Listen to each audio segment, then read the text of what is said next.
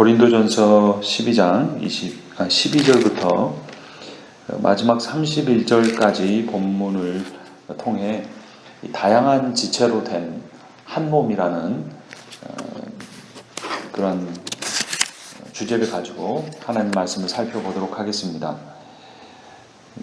교회, 우리는 교회의 이론이죠. 교회를 성경에 보면 건물로 비유하는 게 있고 또 몸으로 비유한 게 있습니다. 근데 고린도전서 12장은 이 교회를, 그러니까 우리를 이 몸으로 비유를 합니다. 몸은 하나죠. 한 몸. 한 몸 안에 여러 이 지체가 있다라고 합니다. 지체는 눈, 코, 입, 귀, 손, 발 이런 여러 지체가 있는 거죠. 그런데 그 지체가 여럿이 있지만 그것은 결국 하나다라는 것을 앞부분에서 이야기를 하고 있습니다. 12절을 우리 함께 읽어보도록 하겠습니다.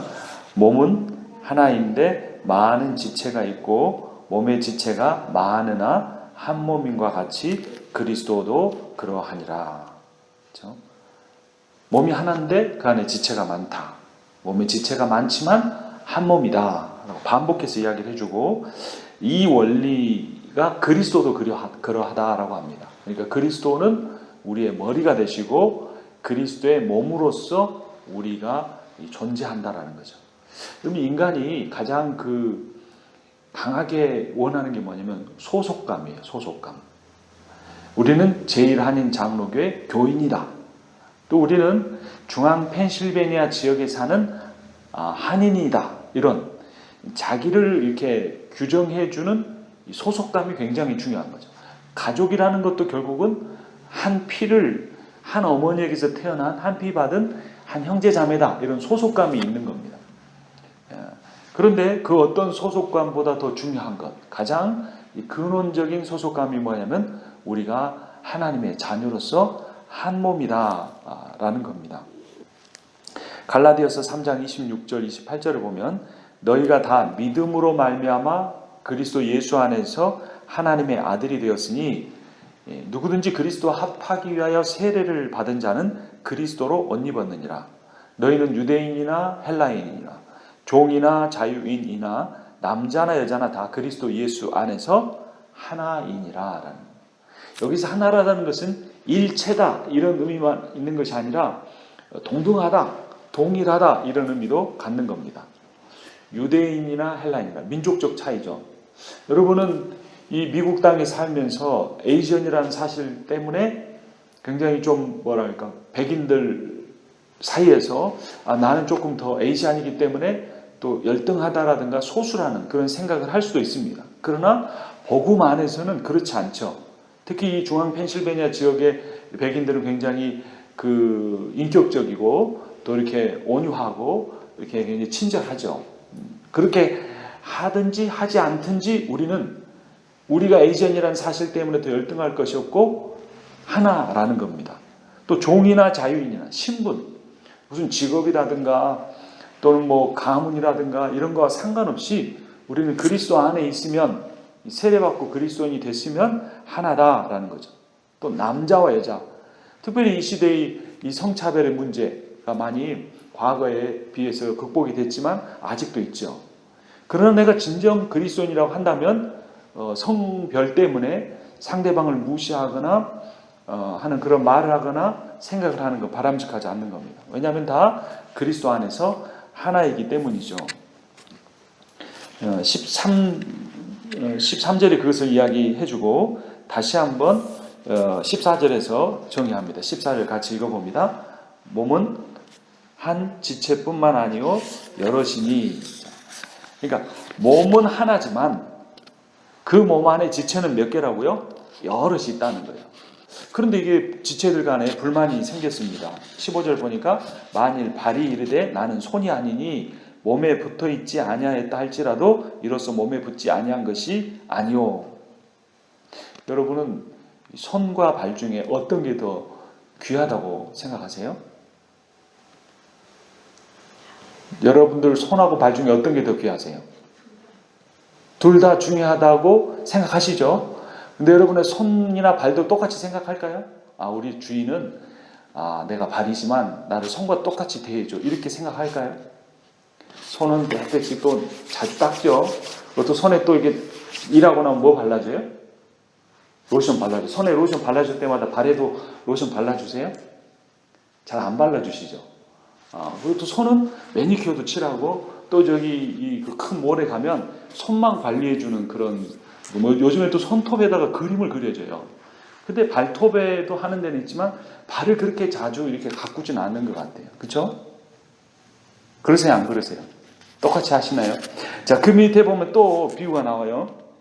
16절에 또 귀가 이르되 나는 눈이 아니니 몸에 붙지 아니하였다 할지라도 이로써 몸에 붙지 아니한 것이 아니니. 여러분 귀가 더 중요하다고 생각하세요? 눈이 더 중요하다고 생각하세요? 그것도 똑같다고 여기시죠? 그런데 누구한테 잘 보이려고 할 때 거울 볼 때 귀 보세요. 귀? 내 귀가 이렇게 잘 보일까? 이렇게 신경을 쓰세요? 안 쓰세요? 거의 신경 안 쓰죠? 근데 눈은 어떠세요? 이 눈에 뭐가 이렇게 묻었나 안 묻었나. 여자분들은 또 아이 섀도우도 이렇게 하고 또 미국 분들은 보면 눈을 이 고등학생 때부터 이렇게 눈썹을 붙여가지고 까맣게 이 윗부분을 칠해요. 눈이 예쁘다 이렇게 생각하니까 눈에는 굉장히 신경을 많이 써요. 또 보는 것도 중요하다고 생각하니까. 그러니까 지금 여기 나오는 15절에 16절에 누가 이야기한 거죠? 발과 귀가 이야기한 거예요. 그러면서 누구를 자기를 비교합니까? 손과 눈을 비교하는 거예요. 그러니까 이 열등하다고 여기지는 덜 대접을 받는 존재가 자기 주인한테 더 대접받는 존재를 이게 대해서 질투하면서 자기는 서운하다 이거예요. 그래서 발이 말하는 거예요. 난 손 아니다. 너는 손처럼 나 대해주지도 않지 않느냐. 난 한 몸 아니다. 나 한 몸처럼 대한 적이 언제 있느냐라고 이야기한 거예요. 귀도 역시 이 눈에 대해서 그렇게 이야기하고 있는 겁니다. 세상에는 차별이 있어요. 세상에서 인종에 따라 사람을 다르게 봅니다. 직업이 뭐냐고 물어보고 그 직업 가지고 사람 쉽게 판단하는 것이 이 세상 일입니다. 그래서 우리가 그런 거에 몸에 익숙해져 있는데 심지어는 내가 내 몸에 대해서조차도 나는 생각으로는 똑같이 대한다고 하지만 차별하고 있는 게 있는 거예요. 여러분들 자녀에 대해서는 어떤 것 같으세요? 여러분들 마음으로는 똑같이 사랑한다고 하지만 내가 이렇게 하는 말을 통해서 어떤 자녀는 다른 자녀한테 비교당하면서 상처를 받는 거예요. 그걸 바꿔서 생각하면 여러분들이 여러분 부모를 통해서 그런 상처를 받았다고 생각할 수도 있는 겁니다. 그래서 우리가 이게 하나라고 하는 그런 개념을 받아들이기가 굉장히 쉽지가 않은 것이죠. 쉽지 않은 그런 마음을 갖는데 이 로마서 12장 4절에 보면 뭐라고 하냐면 우리가 한 몸에 많은 지체를 가졌으나 모든 지체가 같은 기능을 가진 것이 아니니라는 겁니다. 기능이 같다는 겁니까? 다르다는 겁니까? 다르다라는 거예요. 그런데 세상에서는 이 다르다는 것을 뭐라고 표현하냐면 우리가 말실수를 자주 하죠. 틀리다라고 해요. 그래서 여기 이렇게 성경책이 다른 게 있으면 영한 성경과 한글 성경이 있으면 이건 서로 다르다 이래야 되는데 이 성경이 두 개 틀리다 이러는 거예요. 머리로는 다르다고 생각하고 입으로 틀리다는 말이 나오는 거예요. 그만큼 우리가 서로 다른 것을 이렇게 그대로 있는 그대로 받아들이기보다는 그것이 다른 것이 틀리다라고 생각하는, 나와 다르면 옳지 않다고 생각하는 그런 경향이 있을 수 있다는 겁니다. 그런데 이 다르다는 것, 그것을 누가 정했느냐? 18절 말씀 같이 읽겠습니다. 그러나 이제 하나님이 그 원하시는 대로 지체를 각각 몸에 두셨으니. 누가 거기에 두셨다고요? 하나님이 그렇게 두셨다는 겁니다. 그러니까 나는 왜 듣기만 해야 돼요? 나는 눈처럼 보고 싶어요. 앞으로 가고 싶어요. 주인에게 사랑을 받고 싶어요. 안 돼요. 왜 그렇죠? 그것을 누가 정해 주셨어요? 하나님께서 그렇게 정해 주셨다는 겁니다. 한번 생각해 보세요. 17절. 만일 온몸이 눈이면 듣는 곳은 어디며 온몸이 듣는 곳이면 냄새 맡는 곳은 어디냐? 다 눈 하겠다고 그러면 귀가 앞으로 와서 나도 눈 하겠다고 하면 듣는 것을 누가 하겠어요? 누가 냄새 맡는 코가 되려고 하겠어요? 누가 늘 신발 속에 들어가서 그 땀 흘리는 그 속에 들어가서 이 무거운 몸을 이동시키는 그런 역할을 하고 싶겠어요. 그래서 하나님께서 너희들 마음대로 해라 그렇게 하지 않고 하나님 어떻게 하셨다고요? 하나님께서 정해 주셨다는 겁니다. 내가 운이 나빠서 그런 게 아니라는 거예요. 내가 남보다 능력이 부족해서 그런 게 아니라는 겁니다. 그래서 누군가가 와서 정말 어렵게 사시는군요. 참 안 되셨어요. 그러면서 뭔가 상대를 이렇게 위로해 주는 것 같으면서도 무시하는 것 같은 경향이 있을 때 우리는 자존심에 상해할 필요가 전혀 없어요. 왜 그래요? 그 사람이 그 자리에 있는 것은 그 사람이 잘나서가 아니라 누가 그렇게 해주신 거예요? 하나님이 그렇게 해주신 거예요. 내가 이렇게 낮은 자리에서 참고 견디면서 섬기는 것은 내가 무능해서가 아니라 누가 그렇게 하신 거라고요? 하나님께서 그렇게 하신 거라고요. 그리고 오히려 주님께서 뭐라고 하셨습니까? 너희 중에 누구든지 주인이 되고자 하는 자는 종이 되어 다른 사람 섬겨라. 낮은 곳에서 섬기는 자가 큰 자다. 큰 자가 작은 자를 섬길 것이다 라고 말씀하셨어요. 이 직업 소명설이라는 게 있어요. 칼빈이 종교개혁을 일으켰는데 그 당시의 중세 시대에는 성직자들, 사제, 신부 이런 사람들은 하나님이 특별히 부르셨다라는 거예요. 이사야서에 보면 누가 나를 위하여 갈고 그럴 때 이사야 선지자가 주님 제가 여기 있습니다. Here I am, send me. 저를 보내주십시오. 이렇게 말했잖아요.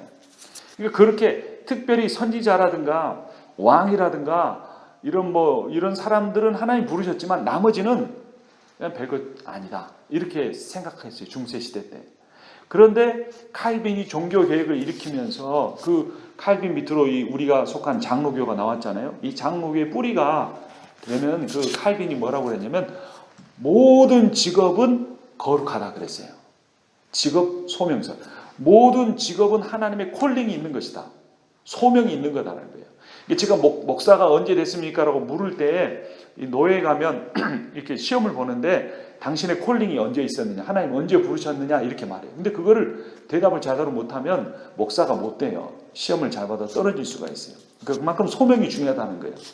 근데 흔히들 사람들은 목사만 그렇게 하나님의 소명을 받았다고 생각하는데 그렇지 않다라는 거예요. 칼빈은 뭐라고 그랬냐면 모든 직업이 하나님이 그 자리에 부르셔가지고 거룩한 자리로 세우셨다는 거예요. 그러니까 노동을 하는 사람도 농사를 짓는 사람도 장사를 하는 사람도 그것이 거룩한 직업인 거예요. 왜냐하면 거룩하신 하나님이 부르시고 그 자리에 세우셨기 때문에 그런 거예요. 직업에는 귀천이 없다는 말도 있는 거죠. 그래서 내 일은 하나님이 맡기시는 거다. 가정주부도 마찬가지예요.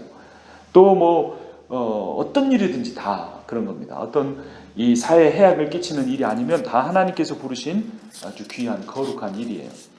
그래서 어떤 분들은 우리를 하나님께서 직장에 가정에 선교사로 보냈다 이렇게 말씀하세요. 우리가 선교사를 위해서 후원하고 기도하잖아요. 왜 그렇죠? 저분들은 대단한 분들이야. 이 일반 생활을 포기하고 저기 아시아나 아프리카에 가서 복음을 전하니까 참 위대한 분들이야. 물론 그렇습니다. 하지만 사실 그런 아프리카나 이런 곳에 가면 어떤 역동적인 일을 할 수 있잖아요. 변화도 있을 수 있잖아요. 또 원하면 또 다른 지역으로 갈 수도 있어요. 그런데 우리가 감당해야 되는 매일 반복되는 삶, 매일 해야 되는 공부. 저희 둘째는 늘 그래요. 아빠가 한번 학교 다녀보라고. 얼마나 힘든 줄 아냐고. 내가 목사 할 테니까 한번 학교 가방 메고 한번 다녀보라고요. 그러면 제가 그래 너 힘든 줄 알아. 이렇게 말할 때도 있지만 나도 다 공부했다. 참 참아라. 이렇게 이야기해 줄 때도 있어요. 그러면 가기 싫은 거죠. 특별히 누가 힘들게 하는 건 아니지만 집에서 놀고 싶으니까 가기 싫은 거예요. 근데 가기 싫은 학교를 매일 가는 것이 뭐냐면 선교사로 간다는 거예요. 그곳에 가서 공부만 하는 게 아니라 친구들한테 친절하게 대해주고 또 예수 믿는 사람답게 사는 것. 내가 직장에 나가는 것도 얼마나 힘들 때가 있어요. 어떤 새벽에 일어나가지고 일 가는데 힘들잖아요. 반복되는 거잖아요. 지겨울 때도 있잖아요. 근데 그 일이 내가 어쩔 수 없어 돈 벌기 위해서 하는 게 아니라 하나님 나를 그곳에 선교사로 보내신 거라니까요. 가정에서 자녀를 양육하는 건 얼마나 힘들어요. 말 안 듣고 자기 마음대로 하려고 하고 부모에게 대들고 그런데 그 일이 내가 저기 아프리카에 가서 이 미셔너리로 지내는 것만큼이나 중요한 하나님이 나를 그곳에 보내셨다는 거예요. 왜냐하면 결국은 모든 것에 제일 힘든 것은 관계거든요. 관계. 결국 다른 나라 민족에 가서 복음 전하는 것도 관계 속에서 이루어지는 거고, 내 자녀를 키우는 것도 관계 속에 이루어지는 거고, 교회 섬기는 것도 관계 속에 이루어지는 거예요. 근데 주님이 작은 자가 되어서 다른 사람을 섬기고 그러면서 복음 전해라고 했기 때문에, 어느 곳에나 관계가 다 있기 때문에 우리는 그곳에서 선교사로 부름받은 거예요. 그래서 직업 소명설 하나님이 부르신 것이고, 내가 하고 있는 일이 가장 귀한 일이다, 거룩한 일이다, 이런 이 자부심을 가지고 살아야 하는 겁니다. 자, 그런데 이제 아까 잠깐 말씀드렸지만 다른 것을 틀리다라고 생각했어요. 그게 누구들의 생각이냐면 고린도 교회 안에 성도들의 문제였어요. 같은 고린도 전서니까 한번 찾아보죠. 3장 3절에서 7절 보겠습니다. 고린도 전서 3장 3절에서 7절, 우리 저랑 같이 교독하겠습니다. 너희는 아직도 육신에 속한 자로다. 너희 가운데 시기와 분쟁이 있으니 어찌 육신에 속하여 사람을 따라 행함이 아니리요. 어떤 이는 말하되 나는 바울에게라 하고 다른 이는 나는 아볼로에게라 하니 너희가 육의 사람이 아니리요. 그런즉 아볼로는 무엇이며 바울은 무엇이냐? 그들은 주께서 각각 주신 대로 너희로 하여금 믿게 한 사역자들이니라. 나는 심었고 아볼로는 물을 주었으되 오직 하나님께서 자라나게 하셨나니. 함께 읽습니다. 그런즉 심는 이나 물 주는 이는 아무것도 아니로되 오직 자라게 하시는 이는 하나님뿐이니라. 이 사람들이 3절에 보면 뭐 했어요? 육신에 속한 자였기 때문에 뭐가 드러났습니까? 시기와 분쟁이 있었어요. 시기와 분쟁이 있으면 나는 왜 원래부터 이렇게 인격이 잘못됐나 보다, 그게 아니에요. 시기와 분쟁에는 원인이 있습니다. 뭐냐면 자존감이 약하기 때문에 그런 거예요. 그 사람이 미운 게 아니고, 그 사람이 못됐기 때문이 아니고, 내가 내 자존감이 약하니까 내 약한 자존감을 감추기 위해서 다른 사람을 무시하는 거예요. 그래서 그 사람을 무시함으로써 그 사람을 더 밑으로 깔아뭉개므로써 내 바닥에 있는 내가 조금 더 높아 보이려고 하는 거죠. 근데 낮은 자존감의 원인이 뭐냐면 소속감의 결여예요.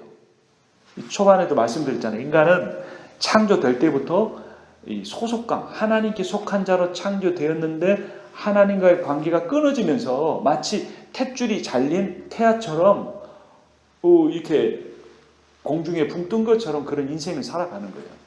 그러니까 이 사람들이 누구에게 속했다고 말하잖아요. 4절에 보면 나는 바울한테 속했어, 나는 아볼로에게 속했어. 사람들이 트럼프에게 열광하는 이유가 뭡니까? 트럼프를 외침으로써 나는 트럼프에게 속한 자다, 트럼프가 이 중산층 미국을 되살리겠다, 이민자들을 몰아내고 우리들에게 일자리를 돌려주겠다고 하는 그 트럼프를 열광함으로써 트럼프 안에 강한 공동체 안에 나는 소속될 수 있다. 내가 이 직장을 잃어버리거나 더 가난해지지 않도록 이 공동체가 나를 지켜줄 거다, 나의 낮은 자존감을 세워줄 거다라고 하면서 어딘가에 소속되는 거예요. 이민을 와서 이렇게 그 언어나 문화에 이렇게 잘 동화되지 못한 1.5세들이 갱에 들어가는, 도시에 있는 갱단에 들어가는 경우들이 있어요. 갱단에 들어가는 게 멋있어서 그런 게 아닙니다. 갱단에 들어가면 그 보스가 자기를 챙겨주는 거예요. 너는 우리 파에 속했어. 누가 너 건드리면 내가 가만두지 않을 거야. 대신 너도 나한테 말을 잘 듣고 내가 시키는 일 다 해. 그러면은 걔한테 충성을 하려고 하는 거예요. 왜냐하면 내가 거기 소속됨으로써 그 나의 그 존재를 거기서 찾으려고 하는 거예요. 그게 결국은 국가도 마찬가지예요. 뭐 애국심, 이게 좋은 것 같지만 그게 아닙니다.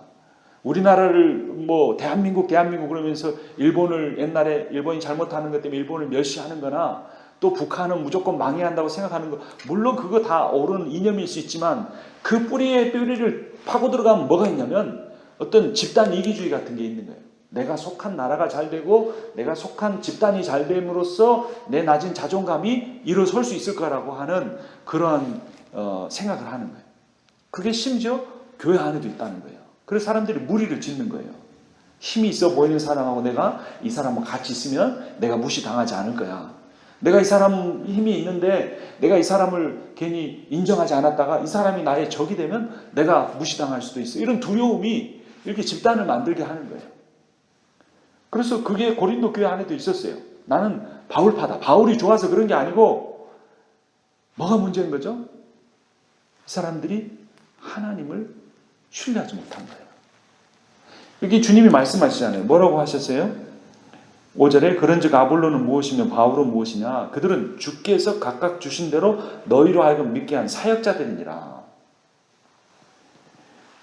나는 심었고, 즉 바울은 심었고 아볼로는 물을 주었을 때 오직 하나님께서 자라나게 하셨나니 심는 이나 물 주는 이는 아무것도 아니로되 오직 자라게 하시는 이는 하나님뿐이니라.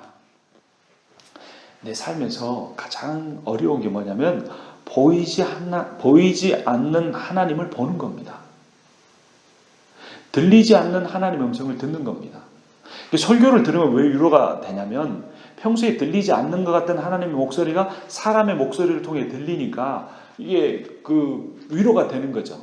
근데 사실은 설교자가 하는 말 중에는 하나님의 말씀이 아닌 것도 섞여 있을 가능성이 많아요. 근데 하나님은 계속해서 말씀하고 계세요. 단지 내가 들으려고 하지 않고 그 듣는데 집중하는 시간을 하나님 앞에 드리지 않기 때문에 안 들리는 것 뿐이에요. 하나님은 내 앞에 계십니다. 내가 무슨 일을 하든 내 앞에 계세요. 근데 하나님을 보지 못하는 것 뿐이에요. 하나님을 보지 못하고 하나님의 음성을 듣지 못하고, 아니 듣지 못한 것이 아니라 들으려고 하지 않고 보려고 하지 않기 때문에 우리는 방황하는 거예요.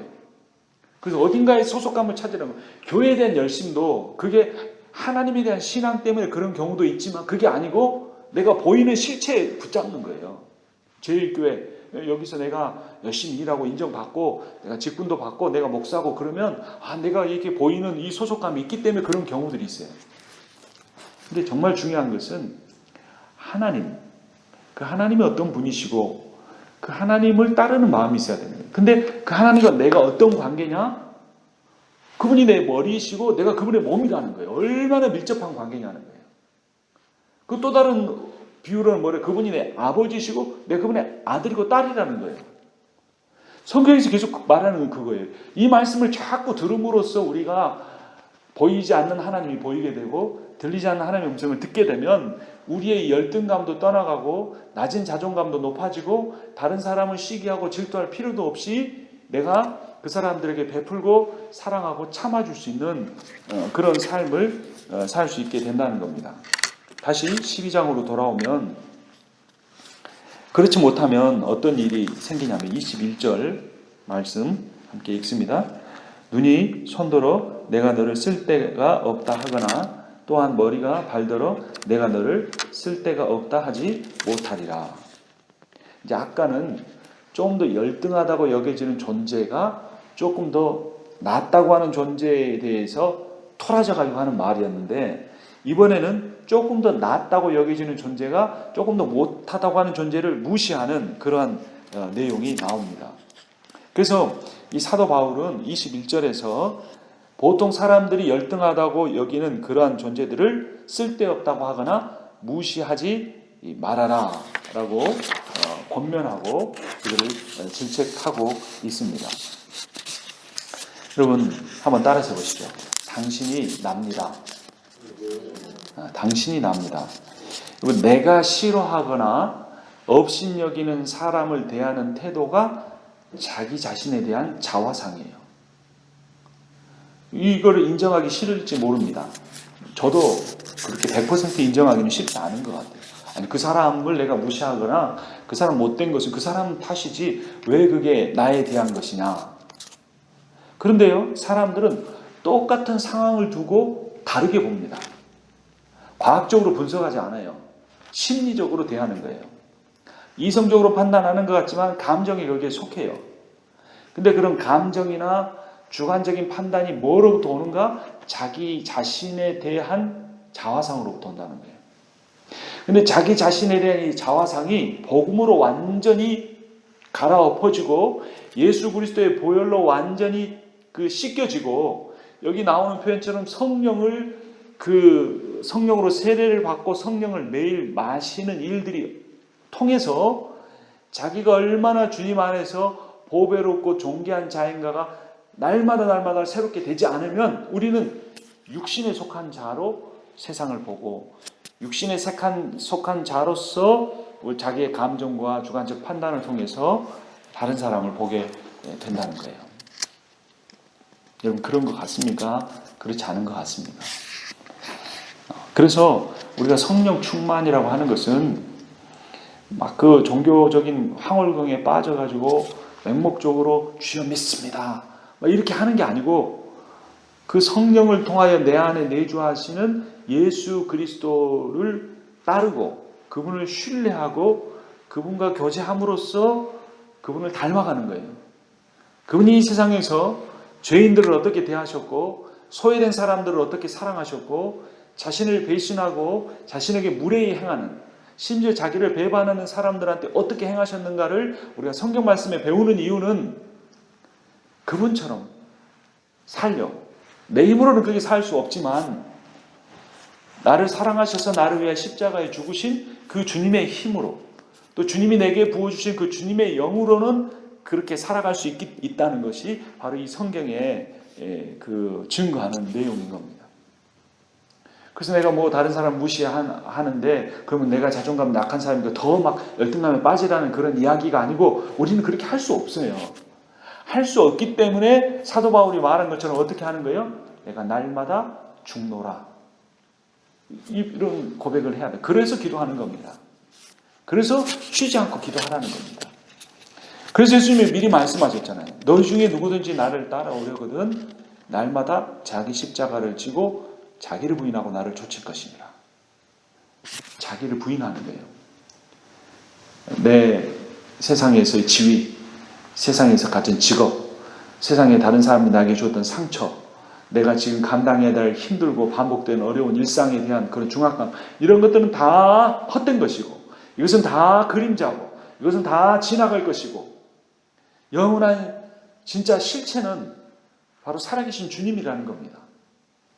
그분이 내 안에서 역사하고 계시고 그분이 내 안에서만 아니라 이 교회의 주인이시고 그분이 역사의 주관자시고 그분이 이 땅에 다시 오셔서 이 세상을 주님의 말씀대로 심판하실 것이고 그때 모든 온 천하의 영혼들이 벌거벗은 것처럼 그분의 심판대 앞에 서서 성령을 따라 살았는가 주님의 말씀을 따라 살았는가 그것을 드러낼 날이 있다는 겁니다. 그래서 우리가 착하고 충성된 종으로 그분 앞에 서기 위하여 우리는 살아가는 겁니다. 그래서 당신이 납니다. 상대방이 내 거울이고 그것이 나의 모습이 비춰진다는 걸 생각할 때 그렇지 못할 때마다 우리가 기도해야 됩니다. 그 재미있는 이야기 옛날에 제가 전에 몇 번 사용했던 이화인데요. 오케스트라에 보면 연주자들 있잖아요. 저희 아들도 바이올린 하는데 처음에는 진짜 하기 싫어했는데 요즘에는 이따금 간혹 바이올린 꺼내서 재밌다고 이렇게 할 때가 있어요. 정말 이따금인데. 그래서 제가 옛날에 아들을 억지로 바이올린 시킨 거 회개도 하고 그랬는데 그래서 지금 그래도 시킨 게 다행이다 이런 생각이 들 때도 있어요. 근데 바이올린 오케스트라 연주할 때 자주 움직이잖아요. 이렇게 막 자주 움직이고 바쁘게 하잖아요. 그런데 여러분 그 오케스트라의 심벌주는 몇 번 정도 치는 줄 아세요? 뭐 한 3번 많이 치면 3번 치고 어떤 데는 좀 그런데 마지막에 한 번만 쾅 치는 거예요. 근데 오케스트라 연주자들이 대부분 똑같은 돈을 받는다 그래요. 그러니까 그 바이올린 연주자가 참 불공평하다는 생각이 드는 거예요. 돈으로 계산해 보니까 자기는 이렇게 할 때마다 10원, 20원, 30원, 40원, 50원 이렇게 받는 것 같은데 심벌주 연주자는 어떻게 하는 거예요? 한번 쾅 치면서 얼마가 나오는 거예요? 10만 원 뭐 이렇게 나오는 것 같은 그런 이제 느낌을 받아서 불공평하다 그런 이야기를 했다는 거예요. 근데 사실 여러분 오케스트라는 가장 중요한 게 뭡니까? 조화예요. 조화. 화음이 맞고 각기 다른 악기가 서로 연주하는 데서 조화가 있는 거예요. 바이올린처럼 자주 이렇게 연주하는 선율을 이렇게 아름다운 선율을 드러내야 되는 악기가 있는가 하면 심벌주처럼 그 액센트를 쾅 주는 클라이막스 액센트를 쾅 줄 때 그 바이올린이 수없이 연주한 선율이 정리가 되고 완전한 그 조화와 화합을 이루어낼 수가 있는 거죠. 그러니까 내가 맡은 일이 잘 드러나지 않는 것처럼 보이고 내가 더 많은 수고를 하는 것 같지만 그 자리에 두신 분이 하나님이시기 때문에 결국에 중요한 것은 내 역할이냐 상대방의 역할이냐 비교나 경쟁이 아니고 조화라는 거예요. 그리고 그 조화를 이루어내시는 분, 그 오케스트라의 지휘를 하시는 분이 바로 우리 주 예수 그리스도시라는 겁니다. 여기에 대한 확신과 여기에 대한 신뢰, 그리고 그 지휘자에 대한 신뢰가 있으면 내가 어떤 악기를 맡았든 몇 번 등장하고 싶든 그런 거와 상관없이 그분의 사인을 따라 우리의 삶을 이끌어가면 된다고 하는 겁니다. 그래서 첫 번째 명령은 뭐였냐면 덜 귀히 여겨지는 지체를 무시하지 말라라는 거예요. 그런데 그건 소극적인 명령이었고 더 적극적인 명령이 22절에 나옵니다. 22절, 23절 같이 읽겠습니다. 그뿐 아니라 더 약하게 보이는 몸의 지체가 도리어 요긴하고 우리가 몸에 덜 귀히 여기는 그것들을 더욱 귀한 것들로 입혀주며 우리 아름답지 못한 지체는 더욱 아름다운 것을 얻느니라. 이것은 약하고 덜 귀히 여겨 보이는 지체를 귀하게 여기라 라는 겁니다. 여러분은 자녀들 중에 누구를 더 귀하게 여깁니까? 저희 어머니께서 지난번에 한국 갔을 때도 이렇게 사촌 중에 한 명을 이야기했는데 그 사촌이 서울대 법대를 나왔어요. 또 뭐 아주 기업체에 들어가서 그 회장의 신임을 받는 그런 자리까지 올라갔어요. 여러분 친척들 만나면 요즘에 서울에서 취직 공부하는 사람들이 참 많아요. 취직이 잘 안 되니까 몇 년씩 재수 삼수하는데 그런 청년들이 이 추석에 고향에 내려가기 싫다 그래요. 왜 그런 줄 아세요? 너는 언제 취직할래? 너는 언제 결혼할래? 그러면서 또 뭐 사촌 중에 뭐 어디 뭐 좋은 직장에 있는 사람 또 뭐 아주 좋은 신랑감 신부감 맞은 사람 이야기를 해요. 근데 참 안타까운 건 뭐냐면 또 권사님, 장로님 이런 분들이 똑같은 생각을 갖고 있어요. 말하는 게 안 믿는 사람하고 다른 게 하나도 없어요. 가치관이. 그냥 돈 많이 받는 직장이면 그러니까 뭐 더 좋은 직장이 있을 수도 있어요. 성경에서 다 똑같다고 했지만 더 좋은 직장이 있을 수 있어요. 그러나 더 좋은 직장이라는 개념조차도 안 믿는 사람도 뭔가 가치 있는 일을 하는 것을 좋은 직장으로 여기는 사람들이 많아요. 근데 심지어 기독교인이라고 하는 사람들이 똑같이 모든 직업이 귀하다고 여기지는 못할 망정 뭔가 사회에 기여를 하고 가치 있는 일을 하는 것을 더 좋은 직장이라고 말하는 게 아니라 그저 돈 많이 버는 거예요. 돈 많이 버는 거. 그리고 위세를 떨칠 수 있는 거. 그러면 예수 믿고 천국 가고 죄 지어도 회개하지 않고도 천국 가고 세상에서 세상 안 믿는 사람하고 똑같이나 더 심하게 자기 드러내려고 살고 자기 마음에 안 들면은 파당을 지어서 다른 사람들 무시하고 자기 주장하고 살고 그래도 예수님이 죽으셨으니까 그분이 십자가에 죽었으면 끝나고 우리 구원했으면 끝나지 그분이 우리의 주인인가? 한번 받은 구원은 영원히 흔들리지 않고 이런 겁니까? 그런 게 아니잖아요. 신앙생활은 주님을 닮는 것이고 우리가 계속 고백하는 건 주님이라는 게 로드라는 겁니다. 우리가 종이라는 거예요. 좋게 말하면 서번트고 조금 기분 안 좋게 얘기하면 슬레이브라는 거예요. 노예라는 거예요. 그분이 나를 값주고 샀기 때문에 나는 그분의 노예가 된 거예요. 그게 새로운 관계예요. 그러니까 그분이 나의 주인이시라면 우리는 그분의 가르침대로 살아야 되는데 그분의 가르침이 뭐냐면 약하고 덜 귀하게 보이는 지체를 귀하게 여기는 것, 더 존귀하게 여기는 것이라는 겁니다. 아까 제가 여러분 자녀 중에 누구를 귀하게 여기는가라는 질문에서 이야기가 연결이 됐는데요. 여러분들은 여러분의 몸, 신체 중에서 자랑하고 싶은 분이 뭡니까? 뭐 코, 눈, 뭐 귀일 수 있어요. 그럴 때 조금 다른 사람보다 못해 보이는 지체를 자랑하는 사람 아무도 없어요. 내 눈이 다른 사람보다 좀 크다면, 그래 내 얼굴 중에 눈이 더 크다면, 난 그래 눈이 좀 자랑스럽소. 콧대가 좀 높으면 콧대를 말할 수도 있겠죠. 다리가 길다면 다리를, 그리고 뭐 다리가 좀 덜 길 수도 있는데, 그럼 뭐 그거에 대해서 열등감을 갖는다든가, 이런 식으로 자기 자신에 대해서조차도 이 복음에 근거한 자아상을 갖는 것이 아니고, 세상에 안 믿는 사람이나 복음을 모르는 사람처럼 자기 자신을 대할 수 있다는 거예요. 복음은 아주 구체적인 겁니다. 아주 구체적인 부분까지 우리가 생각과 가치관이 바뀌는 거예요. 하나님이 나를 이 모습 이대로 지으셨기 때문에 나는 내 온 몸의 신체를 다 자랑스럽게 여겨야 돼요. 그것을 감사히 여겨야 되는 거죠. 내가 하는 일에 대해서도 가장 거룩한 일이다, 가장 귀한 일이다 라고 생각하는 것과 똑같다는 거예요. 그 대천덕 신부님이라고 미국 분인데 한국 선교사로 가셨는데 한국말을 얼마나 잘하시는지 모릅니다. 말만 잘하시는 게 아니라 그 복음도 아주 깊이 전하시는 분이에요. 근데 이분조차도 굉장히 순박하고 검소한 삶을 복음을 실천하는 분인데도 이분이 나이가 중년이 됐을 때 한 가지 깨달은 게 있었어요. 깊이 기도를 하는데 그 초등학교 때 신었던 굽 높은 구두와 긴 양말 그게 떠오르는 거예요. 그러니까 그 어머니인가 할머니인가 모르겠는데 미국에서 학교 다닐 때 이게 학교를 다니는데 굽 높은 신발, 친구들이 안 신는 신발이고 양말 긴 거 있잖아요. 초등학생들이 신는 무릎까지 오는 긴 양말을 신기했는데 정말 신기가 싫었던 거예요. 왜냐하면 자기 학교에 그런 신발이나 양말을 신고 다니는 학생들이 없었거든요. 근데 기독교 집안에 순종하는 태도로 자랐기 때문에 그것을 신고 갔는데 친구들이 그것을 놀렸어요.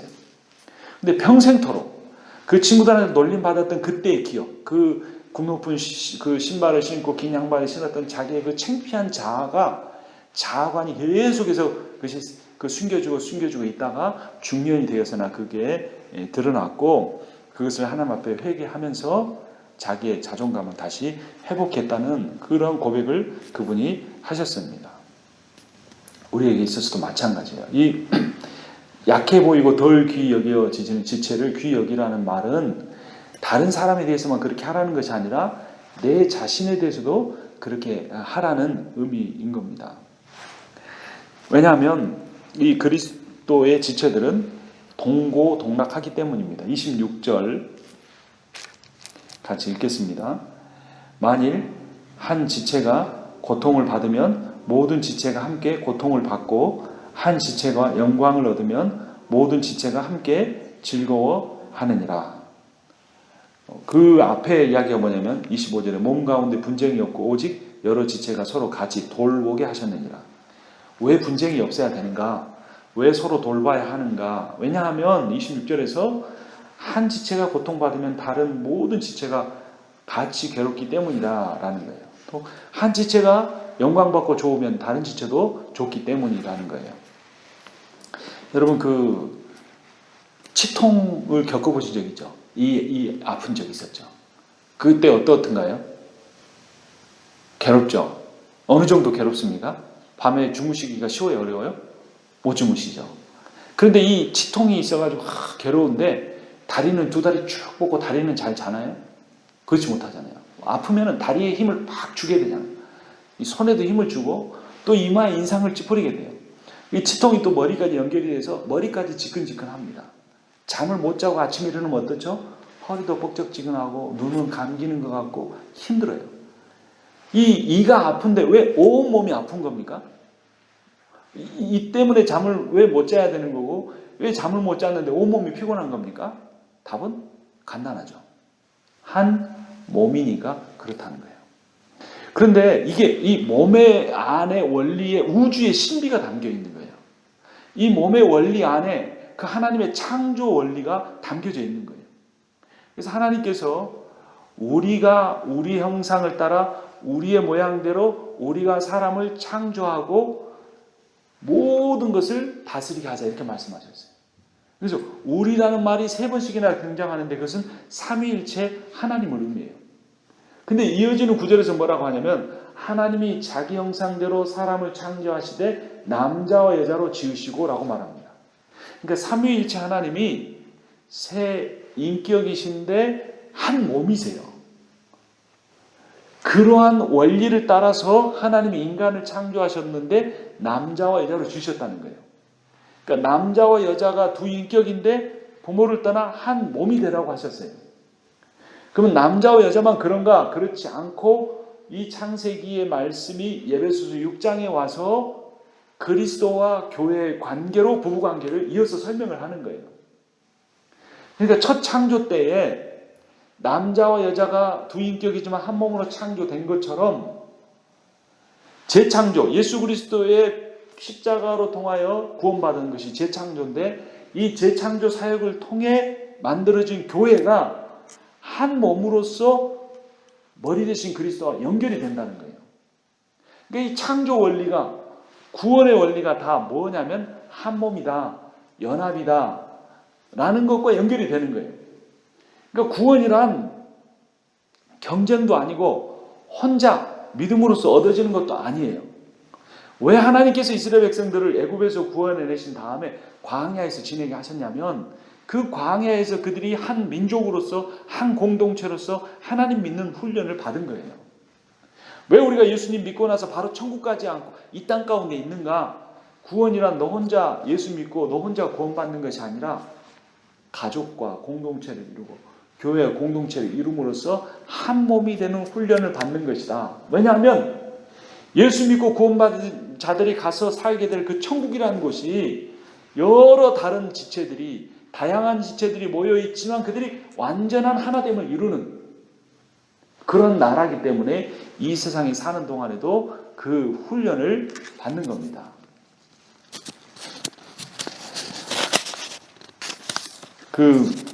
그런 말이 있죠. 함께하면 기쁨은 2배고 슬픔은 절반이 된다. 근데 이 말을 이렇게 뒤틀어서, 아니면 현실적으로 뭐라고 했냐면, 기쁨을 나누면 질투가 되고 슬픔을 나누면 약점이 된다. 이런 말이 있어요. 여러분 실제로 그렇습니까? 안 그렇습니까? 나한테 이런 좋은 일이 있어서 그러면 자기 일처럼 기뻐해 주는 사람이 많아요? 아니면 질투하고 잘난 체 하네 이렇게 하는 사람이 많은 것 같으세요? 또 내가 누군가에게 나의 슬픔을, 힘든 점을 나눴어요. 그러면 어떻게 돼요? 그것을 비밀로 여겨주고 그 사람을 위로하고 같이 슬퍼해 주는 사람보다 저 사람이 저런 집안에 저런 문제가 있어, 저 사람은 저런 약점이 있어라고 하면서 그것을 가지고 안 좋게 사용하는 거예요.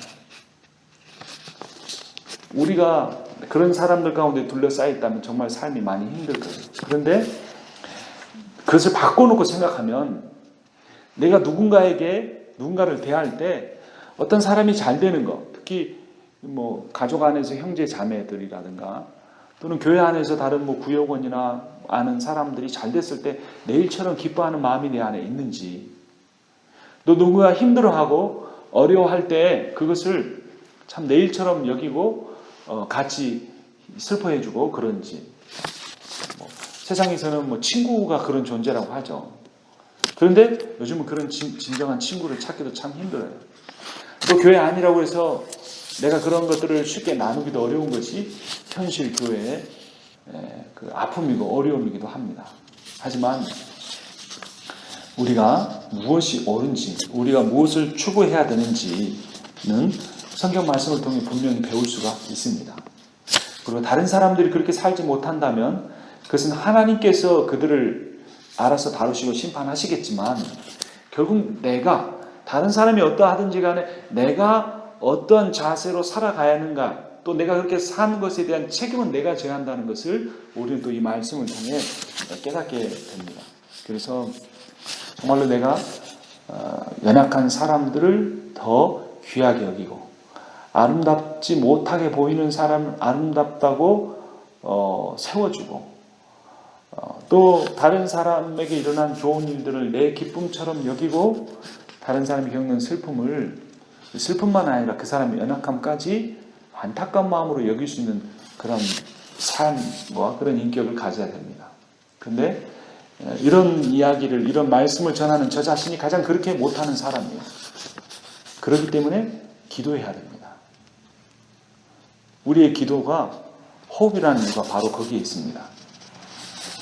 여기 앉아서 하는 기도만 아니라 살아가는 순간순간 이 말씀을 떠올리고 그러한 존재가 되게 해달라고 계속해서 호흡하듯이 기도하지 않으면 우리는 금방 육신의 그 본성을 따라 살아버리게 되는 겁니다. 그럼 이런 모든 것들을 우리가 다양하지만 한 지체라는 것을 요약해주는 말이 뭘까요? 또 그렇게 다양한 사람들, 다른 사람들, 약한 존재들이 모이지만 한 몸이 될 수 있게 하는 비결은 뭘까요? 그것을 12장 31절에서 정리해서 말씀해 줍니다. 31절 함께 읽습니다. 너희는 더욱 큰 은사를 사모하라. 내가 또한 가장 좋은 길을 너희에게 보이리라. 그러고 나서 13장에서 사랑에 대해서 이야기하죠. 13장 13절 같이 읽겠습니다.